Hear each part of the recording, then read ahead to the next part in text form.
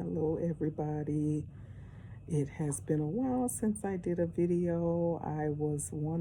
My intentions were to start doing videos maybe once a month or a couple times a month, but nonetheless, I've had a lot of personal things going on. As you may know, my mother passed away on November 11th, and so I was dealing with that, and I'm still dealing with some of that, dealing with grief of my own in her passing. So I decided to make this video um, as a part of a series that I plan to do regarding the transitions of life. And this one I will title Losing Loved Ones. So I just wanted to point out, and in this video, I will just point out a few key things that along my journey, my journey of losing my mom, that short journey and very fresh and new journey that I've learned. So here it goes, and you'll see my eyes going back and forth, so I apologize now, because I am reading off of my laptop because I cannot memorize all of this stuff, so I write it down. So here it goes. I'm sorry for the moving camera. Anywho, people tend to immediately flock to those who have lost loved ones. But as time goes on, those people dwindle down, and the grieving sometimes wind up alone with their grief.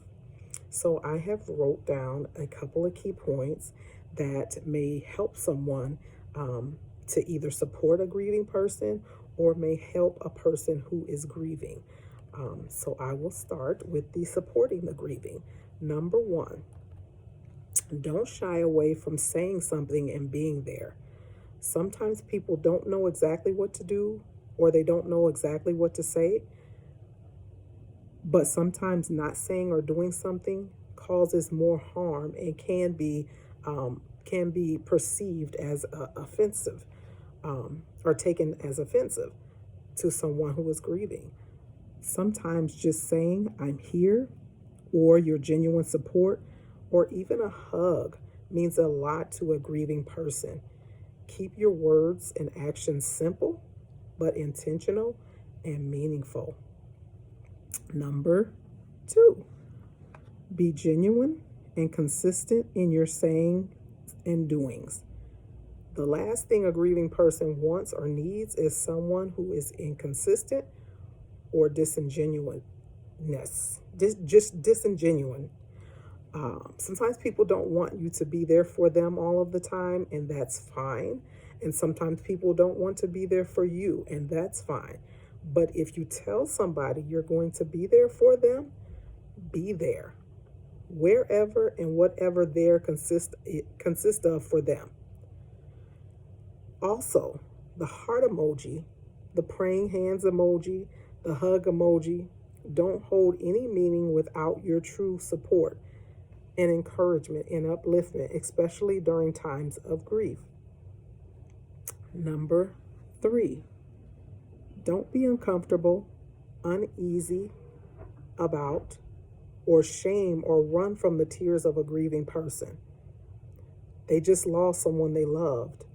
We often don't want others to cry in front of us because it triggers our own tears and emotions. But tears and emotions are a part of humanity. Remember, Jesus wept. Number four, nobody, and I mean nobody, grieves the same. There is said to be several steps to grief. We might be on the same step or different steps at the same time, or the same steps at the same time, but just remember to give each other extra patience, grace, and compassion, no matter who's on what step or when they're on that step. Number five, use more than just your emojis. I understand that social media is a way for people to connect and stay in touch, but there is a time and a place for everything. If you have a person's phone number, reach out to them. Even a message, a private message or a comment hold more weight than an emoji to a grieving person. Now, these are things that I'm going to switch to the side. These are things that I have wrote down for someone who is grieving. Number one, now is the time to do extra self-care. Make sure you're praying. Make sure you're drinking your water. Make sure you're eating nutritious meals as you can. Make sure you're exercising and getting some sort of exercise, even if it's just taking a couple steps as you can. And make sure you're resting when you can. Pay closer attention to your body and govern yourself accordingly. Number 2, don't be afraid to let the tears fall, whether they're while you're by yourself or around others. Crying is a part of us being human and having loved. Again, Jesus wept. Number 3, if you find yourself becoming overwhelmed with grief, do not hesitate to seek grief support or counseling by either a licensed therapist or a group in your area. You are not alone in the grieving journey. Number 4, do something that you always wanted to do and never had a chance to do or wasn't able to do. Sign up for a class, volunteer, read, travel, etc. Number 5, take your time. Oftentimes we want to hurry to heal, but if you don't grieve properly, you won't heal properly. At the end of the day, losing loved ones can be extremely painful, depressing, and stressful. But as my grandfather said it best, as sure as you live, you shall die. It is so important that families start to create transition of life plans and have conversations and a plan in place for when that time comes for them, and so that they can ensure that in their departure from earth, that their loved ones know exactly what to do. Meet with an attorney, get a life insurance policy, draw up a will, and possibly even meet with a funeral home to go over what will need to be done.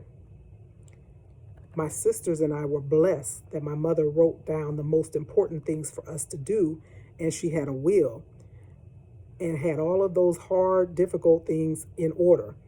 But there are some things that we have had to learn along the way and are still learning. So in the end, I just hope and pray that this video really helps someone along their grief journey. This is just some things that I had come up with that I have along my brief journey with grief and losing my mom. So I pray again that this helps someone. God bless you and love you. Bye.